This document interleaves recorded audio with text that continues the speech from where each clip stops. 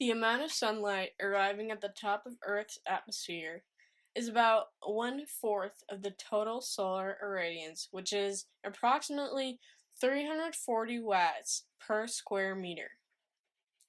Roughly 30% is reflected back to space, while the rest is absorbed by clouds, oceans, and land masses. A total of 51.42 billion solar panels will be needed to power the entire world on solar energy. That sounds like quite a lot, but let's take a closer look at how solar panels convert solar energy to electrical energy.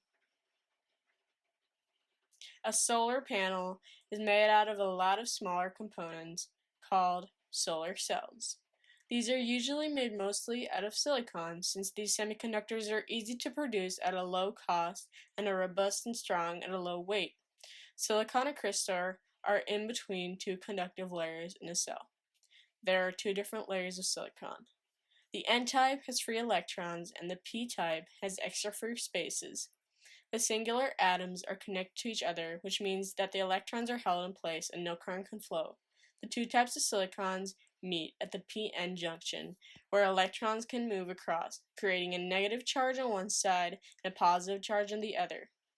Now, looking back at the sun, the light that beams onto the panel consists of small particles called photons. As a photon strikes the silicon with enough energy, it can move an electron out of its place, creating a free space that is positively charged. These two are now free to move around. There is an electrical field at the p-n junction which causes the two to only be able to go in one direction. The electron is drawn to the n side, whereas the free space is drawn to the p side. The electrons are collected by thin metal strings at the top of the cell. They go through the circuit, creating electrical power and then returning through a piece of aluminum. This is called direct current, DC.